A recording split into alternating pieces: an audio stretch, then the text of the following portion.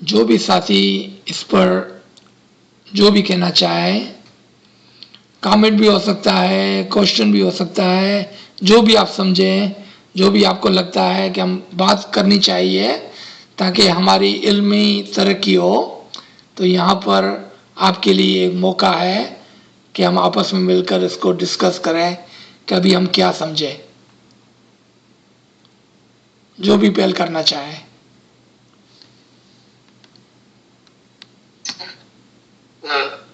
سر، جیسا سے آپ نے کہا کہ دو طرح کے لوگ ہوتے ہیں دنیا میں، ایک ہوتے ہیں جو اسی دنیا میں رہ کر فنا کے امام ہو جاتے ہیں، اور ایک جو اسی دنیا کے چھوڑنے کے بعد فنا کے امام ہوتے ہیں۔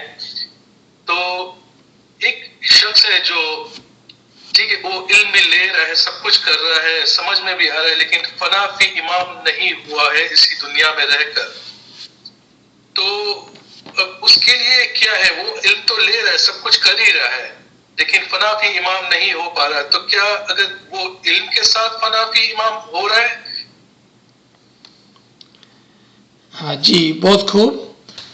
تو دیکھیں آپ، اسی لیے جو مولا نے اس فرمان کے اندر درجہ بر درجہ کا ذکر کیا ہے، مراتب کا ذکر کیا ہے۔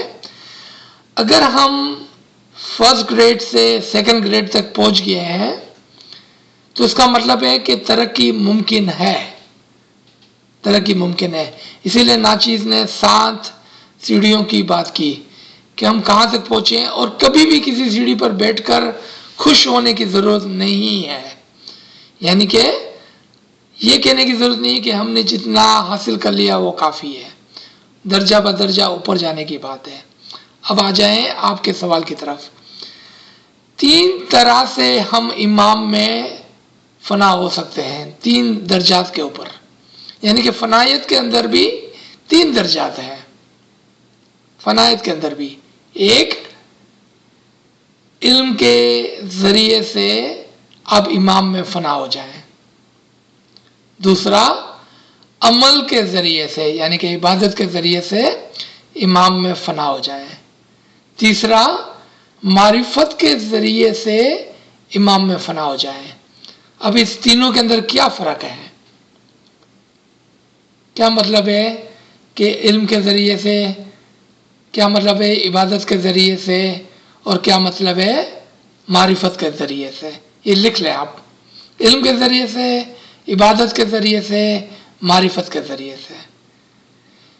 علم کے ذریعے سے جب آپ امام میں فنا ہوتے ہیں تو آپ امام کی جتنی بھی ایٹریبیوشن ہے، امام کے جتنے بھی اچھائیاں ہیں، آپ علم کے ذریعے سے اس کو سمجھ کر اس پر عمل کرتے ہوئے درجہ بدرجہ امام کے اندر فنا ہو جاتے ہیں۔ تو اگر ہم کہیں کہ کلی فنایت 100% ہے تو علم کے ذریعے سے آپ 33% امام کے اندر فنا ہو جاتے ہیں۔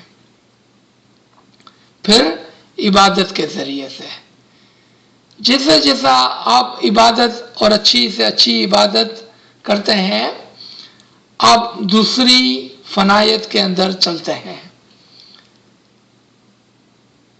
اور اگر آپ مکمل کرتے ہیں عبادت کو تو آپ 66% امام کے اندر فنا ہو جاتے ہیں، 66%، کیونکہ آپ نے اب علم اور عمل سے امام کے اندر فنا ہوئے۔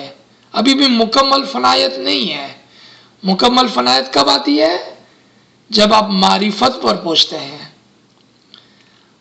اس کو ہمارے حدود دین نے قرآن کی زبان سے معراج کہا۔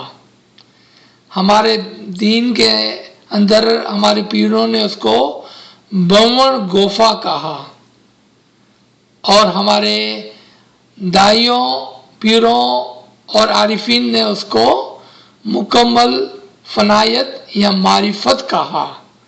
آپ دیکھا اس کو الگ الگ الفاظوں سے علیحدہ طریقے سے ہم کو سمجھایا ہے۔ تو حضور صلی اللہ علیہ وسلم جب غار حرا میں ان کے اوپر جبرائیل کا آنا اور قرآن کا نزول ہوا، ابھی تک اس کی کلی معرفت نہیں تھی۔ وہ تو 66% یعنی کہ عبادت کی مکمل ہونے کی وجہ سے وہ اس مقام پر پہنچے تھے۔ کلی معرفت کب آئی؟ جب وہ معراج پر پہنچے، جب وہ اپنے بنور گوفے کے اندر خدا کے نور کے ساتھ ایک ہو گئے۔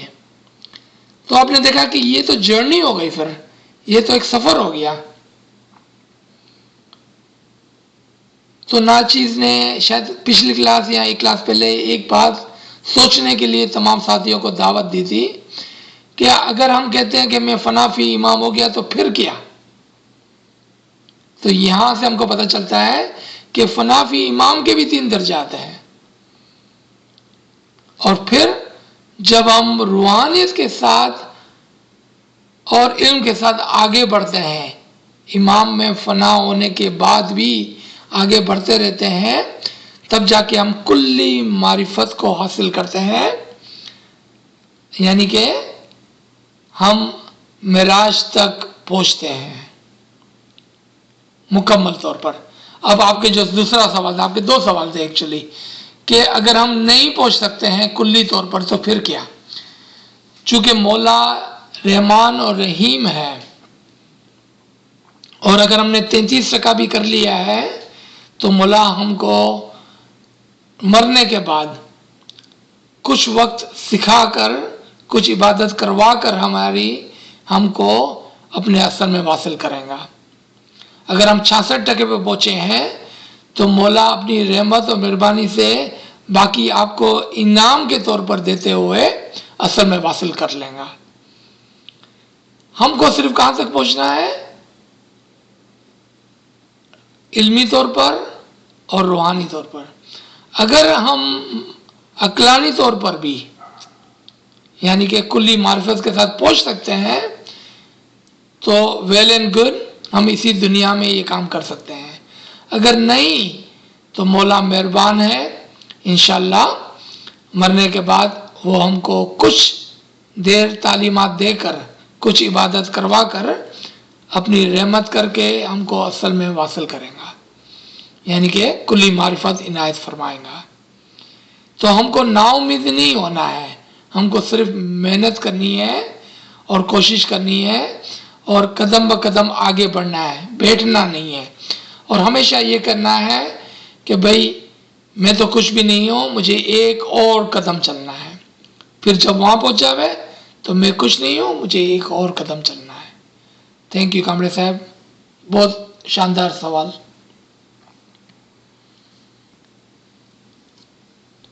اور کوئی ڈسکشن اور کوئی سوال؟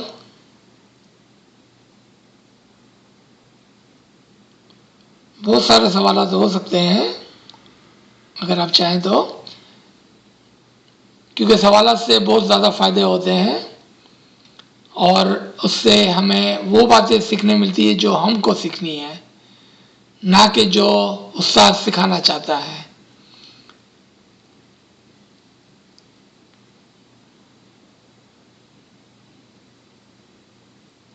اچھا نہیں ہے تو پھر ہم فرمان کو ہی پڑھتے ہوئے آگے بڑھتے ہیں۔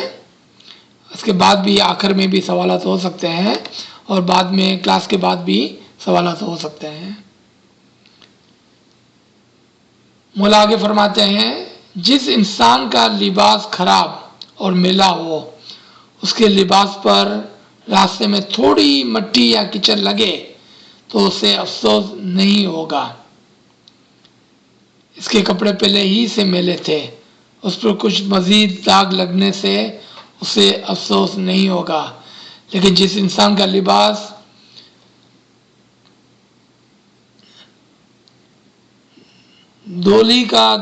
دھوبی کا دھلا ہوا صاف ہوگا، اس کے لباس پر اگر راہ چلتے ہوئے گاڑی کا تھوڑا سا کیچڑ لگ جائے تو اسے گھین محسوس ہوگی، کیونکہ اس کا لباس ہمیشہ صاف رہتا ہے۔ وہ کہیں گا کہ جلدی گھر جاؤں اور لباس کو تبدیل کروں تاکہ میرے دوست میرا مذاق نہ اڑائے۔ وہ گھر جا کر دوسرا لباس پہن لے گا۔ یہ جو ہم نے اخلاق کی بات کی تھوڑی دیر پہلے، اس کی ترجمانی ہے وہی مولا یہاں فرما رہے ہیں کہ جب ہم چھوٹے چھوٹا گناہ کرتے ہیں تو ہمیں ایسا لگتا ہے کہ چلو کوئی بات نہیں، یہ تو چھوٹا سا گناہ تھا، اور ہمیں زیادہ اس کے اوپر پشیمانی نہیں ہوتی ہے، کیونکہ ہم اتنے گناہ کر چکے ہوتے ہیں، ہمارا لباس، ہماری روح اتنی گندی ہو چکی ہوتی ہے کہ اب تھوڑا سا اور کیچڑ اڑنے سے ہمیں کوئی فرق نہیں پڑتا ہے۔ لیکن اگر کوئی شخص جو امام کے خیال میں ہمیشہ پاک و پاکیزہ رہنے کی کوشش کرتا ہو اور اپنے روح کو اور اپنے دماغ کو پاکیزہ رکھا ہو، تو اس کے بعد جب تھوڑا سا کیچڑ اڑتا ہے، تھوڑا سا گناہ، چھوٹے میں چھوٹا گناہ ہو جاتا ہے، تو اس کو اچھا نہیں لگتا ہے۔ وہ کہتا ہے میرا دوست یعنی کہ میرا امام مجھ سے خوش نہیں ہے، وہ جلدی سے اس گناہ کو دھونے کی کوشش کرتا ہے، اپنی روح کو صاف کرنے کی کوشش کرتا ہے۔ اخلاق کو درست کرنا بہت ہی انتہائی ضروری ہے، ورنہ آپ کا علم اور آپ کی عبادت آپ کے لیے کیا کریں گی؟ کیونکہ جو بنیاد ہے وہیں پر خرابی ہے، وہیں پر گندگی ہے، وہی چیز ہمیں اپنی روحانیت سے روک رہی ہے۔ کسی کی گلہ غیبت کرتے ہوئے یا کسی کے لیے خالی بولنا بھی نہیں، زبان کی بھی ضرورت نہیں ہے، خالی کسی کے لیے برا سوچنا ہی ہمارے لباس کو گندا کر دیتی ہے۔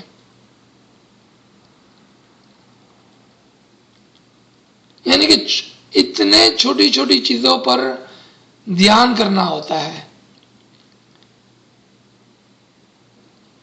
اور اس گناہ سے بچنے کا ایک ہی طریقہ ہے کہ ہم مکمل طور پر بار بار ہر ایکشن، ہر عمل کے بعد، دین کا عمل ہو یا دنیا کا عمل ہو، وہ کرتے وقت، کرنے سے پہلے اور کرنے کے بعد اس کا جائزہ لیں کہ یہ کام درست تھا یا نہیں درست تھا، غلط تھا یا نہیں غلط تھا۔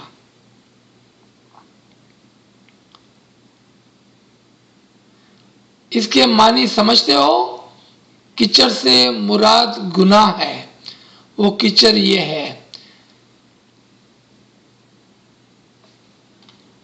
پرایا مال کھا جانا، پرائی عورت پر بد نظر کرنا، مردوں کا خیال پرائی عورتوں پر ہونا، فلاں کے 100 روپے میرے پاس میرے پیسوں کے ساتھ ہیں وہ کھا جاؤں، یہ تمام گناہ کچڑ ہے۔ مومن انسان اچھا لباس پہنتا ہے، وہ تھوڑے گناہ کرے پھر بھی اس کی نظر میں وہ گناہ بڑے لگتے ہیں، وہ جلد دوسرا لباس پہن لے گا۔ اب آج ہو سکتا ہے کہ اس میں سے بہت ساری چیزیں ہم پر لاگو نہ پڑتی ہو، یعنی کہ ہم کسی کے پیسے نہیں کھاتے ہیں، کسی پرائی عورت پر نظر نہیں کرتے ہیں، اور نہ ہی کسی مرد کا خیال کرتے ہیں۔ یہ ہو سکتا ہے ہم پر لاگو نہیں، لیکن یہاں پر یہ صرف مثال ہے۔ مولا فرماتے ہیں کہ چھوٹے میں چھوٹا بھی گناہ ایک مومن کو اچھا نہیں لگتا ہے۔ ہم کتنی جلدی کسی کی برائی کر لیتے ہیں یا کسی کی برائی سن لیتے ہیں۔ سب سے بڑا مسئلہ یہ ہے کہ جب ہمارے پاس کوئی کسی تیسرے آدمی کی بات کرنے آتا ہے تو ہم کو بڑا مزہ آتا ہے، ہم اس کی بات کو سن لیتے ہیں۔ ہم میں یہ ہمت ہی نہیں ہے کہ ہم اس کو کہیں کہ معافی میرے بھائی، میری بہن، مجھے یہ بات نہیں کرنی ہے، مجھے کسی کی گلہ غیبت نہیں کرنی ہے، کیونکہ ہم کو ڈر لگتا ہے کہ وہ ہمارا دوست، ہمارا بھائی، ہماری بہن ہم سے ناراض ہو جائیں گی، کیونکہ ہم نے اس کی گلہ غیبت کو نہیں سنا۔ نہیں، ہمت والے بنے، اب مومن لوگ ہیں، اب ہمت والے بنے، اب خود بھی کسی کی گلہ غیبت نہ کریں اور کسی کی گلہ غیبت کو نہ سنیں۔ یہیں سے गुनाह का आगाज होता है और यहीं से हमारे सोचों के अंदर, हमारे ख्यालात के अंदर और फिर हमारी ज़बान के अंदर उसका असर पड़ता है। देखो मैं आपको एक छोटी सी मिसाल दूं। मैं आपको ऐसी एक बात बताऊं एग्जाम्पल के तौर पर, नसीमा की या रशीदा साहबा की या सकीना की, जो भले दुरुस्त भी है या दुरुस्त नहीं है, लेकिन मैंने आपको आपके कान में एक बात बता दी। अब आप जब भी सकीना का नाम, जब भी नसीमा का नाम, जब भी रशीदा साहबा का नाम सुनेंगे, आपके दिल में वो बात आएंगी जो मैंने आपको बताई होगी। देखा, आपने किसी के साथ कोई गिला की बात तो नहीं की, लेकिन आपके दिमाग में वो बात आ गई जो आपके कान के जरिए से आपके अंदर आई थी। अब आप जब भी उसको देखेंगे आपको वो बात याद आएंगी। आपने देखा, अब ये गुनाह बड़ा और फैलता जा रहा है। पहले आपने उसको कान के जरिए से अंदर आने दिया, फिर आपने दिमाग के अंदर उसको सोचा, अब आपने देखा उसको, और फिर कल वो आपकी जबान पर आ जाएगा, आप किसी और को बताएंगे, क्योंकि आपने अपने कान का दरवाजा खुला रखा था। यहां से ही उसका आगाज हो गया। मौला फरमाते हैं कि आप दूसरों के गुनाहों के ऊपर पर्दा रखें। क्यों? कि मौला आपके गुनाहों के ऊपर पर्दा रखता है। किसी की कोताही कमी के ऊपर पर्दा रखें, क्योंकि मौला आपकी कोताही कमी के ऊपर पर्दा रखता है। आप किसी की गिला गिबत सुने भी ना और करे भी ना, क्योंकि यहीं से गुनाहों का आगाज हो जाता है। अब दूसरी मिसाल, और ये बहुत ही अच्छी मिसाल है, स्पेशली जब हम पाकिस्तान के अंदर रहते हैं या ऐसी जगहों पर रहते हैं कि जहाँ पर हमारे घर के अंदर काम वाली मासी होती है, या हम बाजार के अंदर सब्जी खरीदने जाते हैं। हमारे दिल के अंदर हमेशा ये होता है कि हमारी मासी अच्छा काम नहीं करती है। जितना भी वो काम करे हम कहेंगे वो अच्छा काम नहीं करती है। हम हमेशा उसको डांटते रहते हैं, और फिर वो चले जाती है तो हम पीछे से उसकी गिला गिबत करने लगते हैं कि आज मासी ने ये किया, आज मासी ने वो किया। देखा कितने आसानी से हम डेली बेसिस पर रोजाना ही ऐसे छोटे छोटे गुनाहों का इदराक करते हैं, और कभी मुड़ कर सोचते भी नहीं है कि ये गुनाह है। आप कहेंगे भाई ये सच बात है ना, वो अच्छा काम नहीं करती है तो मैं कैसे क्यों नहीं सोचूं मैं, क्योंकि आपकी नजर में वो दुरुस्त है। हम सब्जी खरीदने जाते हैं, हमेशा हमारे दिल में होता है कि ये हमको ओवर चार्ज कर रहा है, वो हमको तोल अच्छा तरह से नहीं दे रहा है, हमको अच्छी सब्जी नहीं दे रहा है। बस ये ख्याल के साथ हम सब्जी खरीदते हैं, हम गोश्त खरीदते हैं। हमारे दिल में होता है कि ये हमको सही नहीं दे रहा है, हमसे ज्यादा पैसे ले रहा है, हमको कम माल दे रहा है, अच्छा माल नहीं दे रहा है। अब उसको दूसरे तरीके से सोचे, आप काम वाली मासी को अपनी बहन बनाए, अपनी दोस्त बनाए, फिर वो जितना काम करता है उससे खुश हो जाए, और अगर वो कम भी करती है तो कोई बात नहीं है, आपकी बहन है ना, आपकी बहन है, अगर उसने कम भी किया है तो क्या फर्क पड़ता है, आप उसकी बहन है, आप खुद कर लें। और अगर आप बाजार में जाते हैं तो आप ये ख्याल करें कि ये आदमी मुझे अच्छे दामों में दे रहा है, भले कितना भी महंगा दे रहा है, आप कहेंगे कोई बात नहीं है, चूंकि मैंने खरीदने के लिए हामी भरी, मेरे पास तो चॉइस थी, मैं दूसरी जगह पे जाके खरीद सकती थी, मैं क्यों खरीद रही हूँ उससे, मेरी ये चॉइस है ना कि मैं खरीद रही हूँ उससे, ये मेरी मर्जी थी, तो फिर क्यों ना मैं अच्छे ख्याल के साथ उसको खरीदूं कि ये अच्छी जगह है तभी तो मैं यहाँ से खरीद रही हूँ, ये अच्छी तरह से मुझे सामान दे रहा है तभी तो मैं खरीद रही हूँ, ये अच्छे दामों में मुझे दे रहा है इसलिए तो मैं खरीद रही हूँ। अब आप जब घर पे आएंगे तो आप सुकून के साथ हो गए, आपके दिल में ये नहीं आएगा कि अच्छा सामान है, उसने मेरे को ज़्यादा चार्ज किया, मेरे को कम सामान दिया, ऐसा कोई भी ख्याल नहीं आएगा। क्यों? आपने खुद नहीं अपने हाथों से उस खराबी को अच्छाई में बदल दिया। एक खराबी को अगर खराबी थी भी तो आपने उसको अच्छे में कामों के अंदर, अच्छे अमाल के अंदर बदल दिया। अब आपका दिल मुतमईन है, आपका दिल खुश है। अब आपको मासी के अंदर कोई कमी नजर नहीं आएगी, आपको सब्जी वाले के ऊपर गुस्सा नहीं आएगा, आपको दूध वाले, गोश्त के वाले के ऊपर गुस्सा नहीं आएगा। ये हमारी सोच का तरीका है कि हम किस तरह से सोचते हैं। मैं दूसरों की क्यों बात करूं, मैं अपनी खुद की बात करता हूं। जब शुरू में पहली मर्तबा मैं कराची में लौट कर आया, और मुझे अच्छी तरह से याद है, आप सोचें कि मैं आपको 30-35 साल पहले की बात कर रहा हूं, कि उस बात ने मुझे कितना परेशान और बादर किया होगा कि आज मुझे 35 साल के बाद भी याद है मुझे। मैं कराची आया तो मुझे ऐसा लगा कि मुझे अपने बच्चों के लिए एक लट्टू खरीदना है।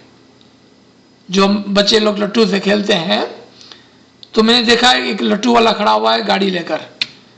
मैंने उसको पूछा, मेरे भाई कितने का है ये लट्टू?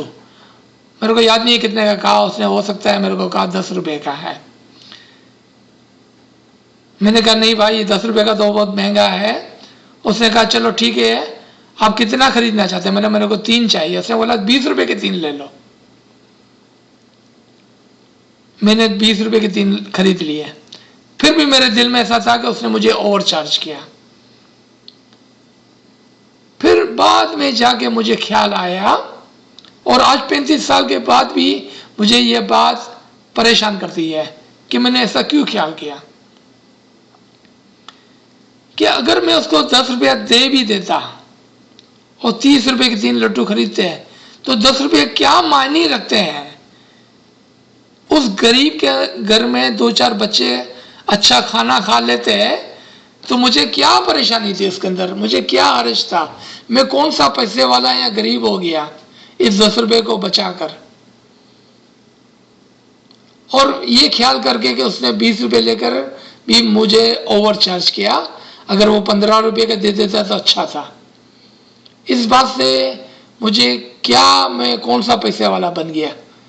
खामा खाई अपने दिल के ऊपर गुनाह ले लिया। देखिए, मैं अपनी कमी आपके सामने पेश कर रहा हूं, ताकि आपको ऐसा ना लगे कि ये तो सादे, ये तो बहुत अच्छा होगा। नहीं, मैं गरीब और नाचीज भी रोजाना ही ऐसे गुनाह करता रहता हूं, लेकिन इस गुनाह को याद करके उसकी माफी मांगना जरूरी है, और फिर ना करने की हामी भरनी जरूरी है। अच्छे ख्यालात जरूरी है, छोटे छोटे गुनाहों से बचें।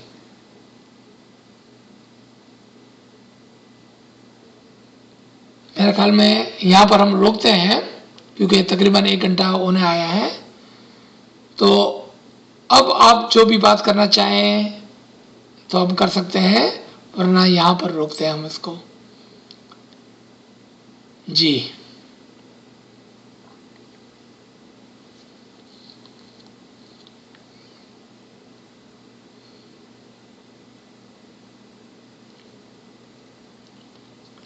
अगर आप में से कोई कुछ बोल रहा है तो मुझे कोई आवाज नहीं आ रही है। सर, अभी जो आपने इमाम का फरमान कोट किया, जिसमें कोई शख्स है जिसके कपड़े हैं दाग लगे हुए हैं, और एक शख्स है जिसके सफेद कपड़े दाग लगे तो दोबारा उसको धोकर, तो उसमें इमाम ने एग्जाम्पल नाम लिखा, एक कैरेक्टर का नाम दिया कि धोबी का धुला हुआ। तो उससे धोबी का से क्या मुराद है? मतलब इमाम ने सिर्फ धोबी का मतलब, वो तो इमाम कह सकते हैं खाली कि एक धुला हुआ कपड़ा, घर का धुला हुआ है कोई भी, लेकिन धोबी से इमाम से मतलब उससे क्या मुराद, क्या उससे रूह की बात कर रहे हैं क्या? जी, चूंकि याद रखें कि कुछ फरामीन जमाने के लिहाज से होते हैं। घर में कपड़े आप कितने भी धोएं, आस्ते आस्ते वो पीले पड़ जाते हैं, लेकिन जब आप धोबी को देते हैं, याद रखें जमाने की बात कर रहा हूँ, 100 साल पहले की बात कर रहा हूँ, कि धोबी को जब आप कपड़े देते हैं तो हमेशा ब्लू नील के अंदर, ब्लीच के अंदर धोकर आपको देता है। तो वो इतना सफेद होता है कपड़ा کہ جیسے اس پر کوئی چھوٹا سا بھی داغ لگے گا تو آپ کو نظر آئے گا. گھر کے اندر اگر کوئی دھلا ہوا کپڑا ہوگا تو وہ چونکہ پیلا پڑا ہوا ہے اس پر داغ لگ بھی جائے گا تو پتہ نہیں چلے گا. یہ ایک پہلی مثال ہے، سمجھ ہے اس زمانے کے لحاظ سے کہ دھوبی کے دھلے ہوئے کپڑے اچھے ہوتے ہیں، استری کیے ہوئے ہوتے ہیں، زیادہ کلین ہوتے ہیں. اب دوسرا، یہاں پر وہ شخص جو اپنے روح کا خیال کرتا ہے اور امام کے فرمان سے اپنے روح کو دھوتا ہے، امام کے فرمان سے اپنے روح کو صاف رکھتا ہے، تو ہم کہہ سکتے ہیں کہ وہ دھوبی کا دھلا ہوا ہے، کیونکہ وہ امام کے فرمان سے اس نے اپنی روح کو صاف کیا تھا. اب اس روح کے اوپر چھوٹا سا بھی گناہ کا داغ لگے گا تو اس کو یاد رہتا ہے، اس کو نظر آتا ہے اور وہ بار بار اس کو صاف کرنے کی کوشش کرتا ہے. جی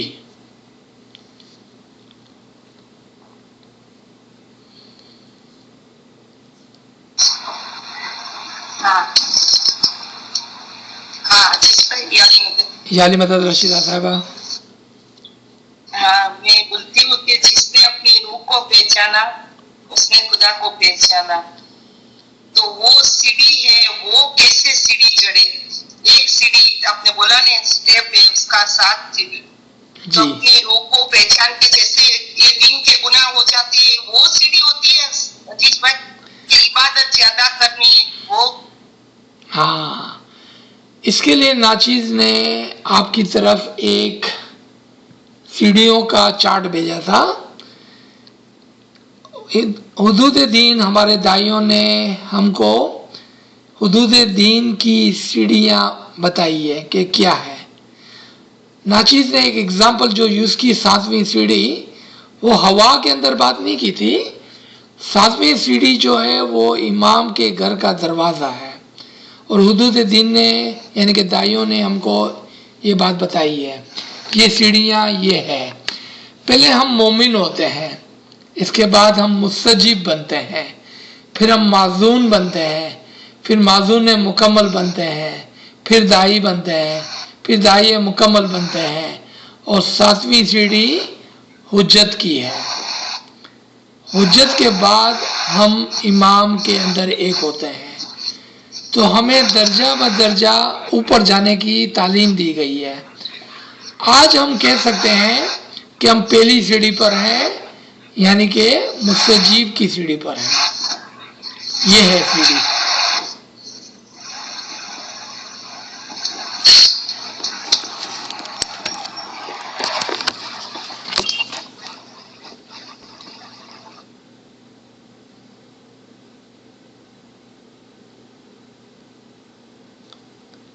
اگر ہم چاہیں تو ہم اپنی اگلی کلاس کے اندر اس چارٹ کو دوبارہ سے کھول کر دیکھ سکتے ہیں. آپ تمام کے پاس یہ چارٹ ہوگا آپ کے واٹس ایپ پر، کیونکہ اس کو شیئر کیا گیا تھا. اگر آپ کے پاس نہیں ہے تو بتائیں، میں دوبارہ سے ایک مرتبہ اس کو شیئر کر دیتا ہوں.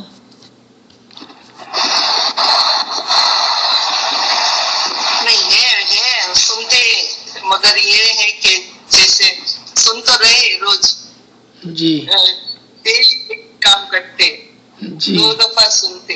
جی ہاں، تو اس پر محنت کر کے اوپر چڑھنا ہے. روزانہ اپنی نفس کو چیک کرنا ہے کہ میں کہاں پر ہوں اور کہاں پر آگے بڑھنا ہے. تو پہلی جو سیڑھی ہے یعنی کہ مستجیب کی، جہاں پر ہم کہتے ہیں کہ ہمیں علم چاہیے، تو علم کے اندر جو عمل ہے وہ کیا تھا کہ اپنے اعمال کو پاک کریں. یہ پہلی سیڑھی کی تعلیم ہے کہ پہلے یہ کہنا کہ مجھے علم چاہیے، اور اس علم کے اندر جو عمل چھپا ہوا ہے وہ ہے اپنے اعمال کو درست کرنا. یہ پہلی سیڑھی کی تعلیم ہے. پھر دوسری سیڑھی کے اوپر آپ عبادت کی بات کریں گے، کیونکہ وہ تو دوسری سیڑھی کے اوپر ہے نا. پھر عبادت کے ساتھ کیا کرنا ہے، ہم کو زیادہ علم لینا ہے. پہلی سیڑھی کے اوپر الٹا تھا، پہلی سیڑھی کے اوپر علم پہلے تھا، عمل بعد میں تھا. دوسری سیڑھی کے اوپر عمل پہلے ہوتا ہے، علم بعد میں ہوتا ہے. پھر تیسری سیڑھی کے اوپر اب جب آتے ہیں تو وہاں پر علم اور عمل ساتھ ساتھ میں چلتے ہیں. یعنی کہ جو ہم دائی کی بات کرتے ہیں، دائی کا جب ہم کو مولا نے ٹائٹل دیا تو کیا ہم کو خوش کرنے کے لیے دیا کہ اس کے اندر اور کوئی بات تھی؟ مولا نے یہ کہا کہ آپ اپنے علم اور عمل کے اندر پختہ ہو جائیں.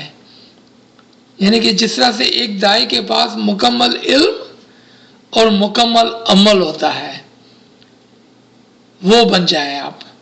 تو وہ تیسری سیڑھی تھی جہاں پر ہم کو پہنچا تھا، اور یہ دعوت تھی جب مولا نے ہم کو دائی کا ٹائٹل دیا. انشاءاللہ ہم تمام آہستہ آہستہ اس پر چڑھ رہے ہیں. لیکن آپ فکر کریں، آپ خیال کریں، اور ہمیشہ سوچتے رہیں کہ کہیں مجھ سے کوئی گناہ تو نہیں ہو رہا. ہر گھنٹے میں، ہر دن، ہر رات کو سونے سے پہلے اپنا حساب کتاب خود ہی کر لیں کہ آج مجھ سے کیا خطائیں ہوئی ہے، چھوٹی میں چھوٹی، اور پھر دوسرے دن اس کو نہ کریں. جی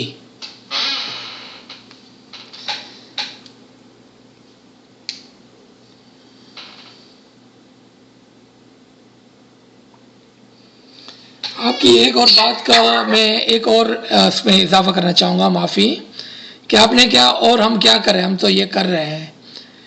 تو اس کے لیے اگر آپ 1 گھنٹہ کرتے ہیں تو 2 گھنٹہ کریں، 2 گھنٹہ کرتے ہیں تو 4 گھنٹہ کریں، یعنی کہ اس کے اندر اضافہ کریں. جی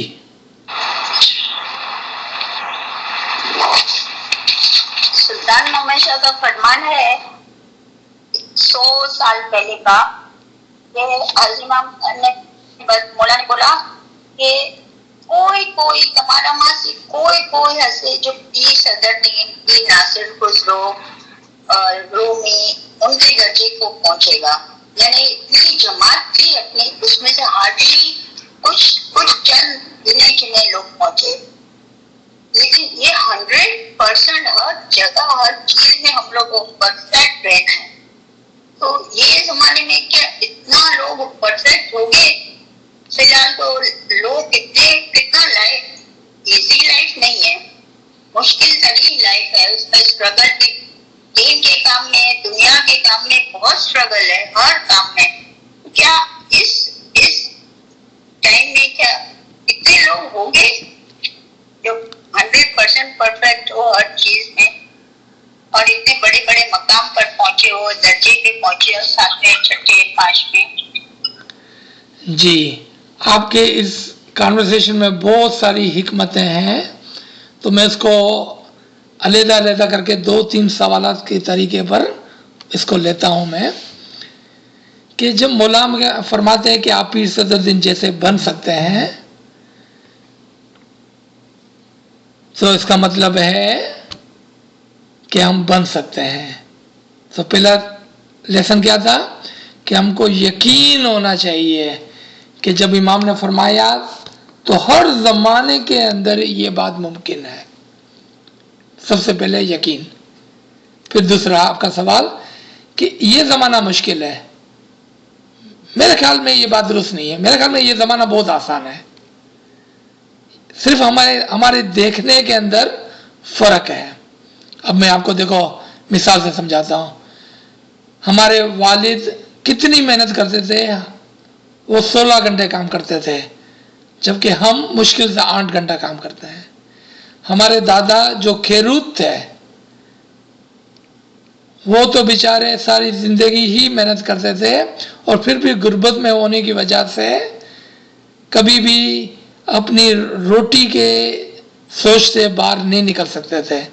اس کے حساب سے تو آج ہم اچھے گھروں میں، پکے گھروں میں، پنکھوں کے نیچے، ایئر کنڈیشن کے نیچے، گاڑیوں کے ساتھ ہیں.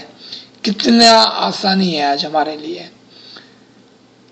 اور اس سے ایک بلند مثال، چونکہ امام آقا سلطان محمد شاہ ہماری جانیں اس امام سے فدا ہو، اس نے اس زمانے میں ایک قیامت برپا کر دی ہم کو اس میں اعظم دے کر. ہمارے باپ داداؤں کے پاس تو بیچاروں کے پاس اس میں اعظم بھی نہیں ہوتے تھے. ہمارے پاس تو مولا کا دیدار اور مولا کا اس میں اعظم بھی ہے. چوتھی بات، ہمارے باپ داداؤں کے پاس یہ کتابیں، یہ فرامین، یہ قلم اور پنسل اور کتابیں نہیں تھی جو آج ہمارے پاس ہے. کتنی آسانی کر دی مولا نے ہمارے لیے. آج بہترین زمانہ ہے. اور آپ کا جو آخری سوال تھا اس کنورسیشن میں کہ کیا اس زمانے میں سے لوگ ہیں، آج ایک نہیں، 100 نہیں، 1000 نہیں، 10,000 ایسے اسماعیلی آپ کو ملیں گے کہ جو اس مقام پر پہنچے ہیں. پہنچیں گے نہیں، پہنچے ہیں. کیوں کہ آج مولا نے ہمارے لیے بہت سی آسانیاں فرمائی ہے.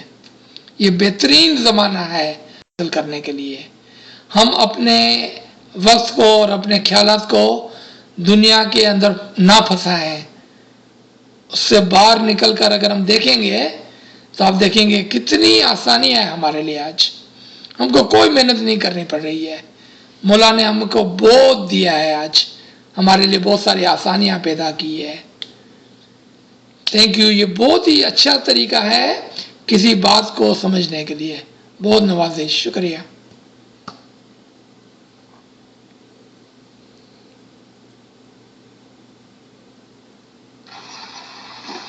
جس بھائی مولا نے یہ بھی آسانی کی ہے. دیکھو آج آپ یو ایس اے میں بیٹھے ہو، ہم ادھر ہے، تو دیکھو مولا نے کتنا اچھا یہ کیا، تو آج بیٹھ کے لے سکتے ہیں موبائل کے ذریعے.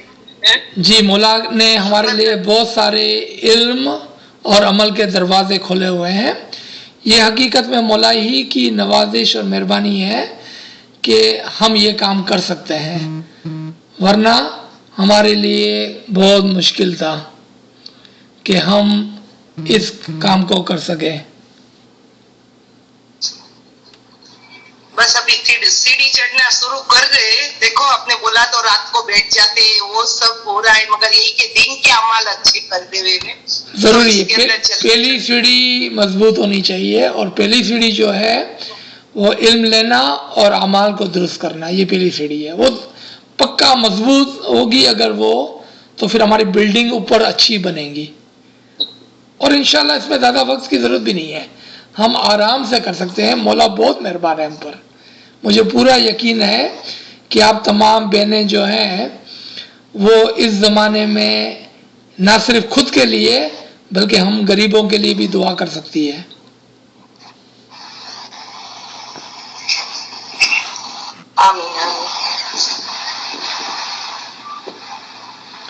تو یہاں پر میرے خیال میں روکنا چاہیے.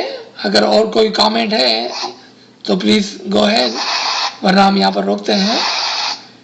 انشاءاللہ ہم نیکسٹ ویک دوبارہ سے، اور میں دیکھتا ہوں کہ اور کچھ لیکچرز اعمال کے اوپر آپ کی طرف بھیج دوں.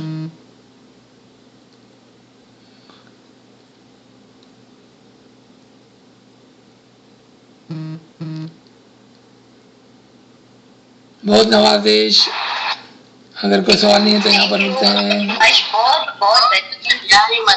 شکر الحمدللہ، مولا کی بہت مہربانی ہے، بہت نوازش. یا علی مدد.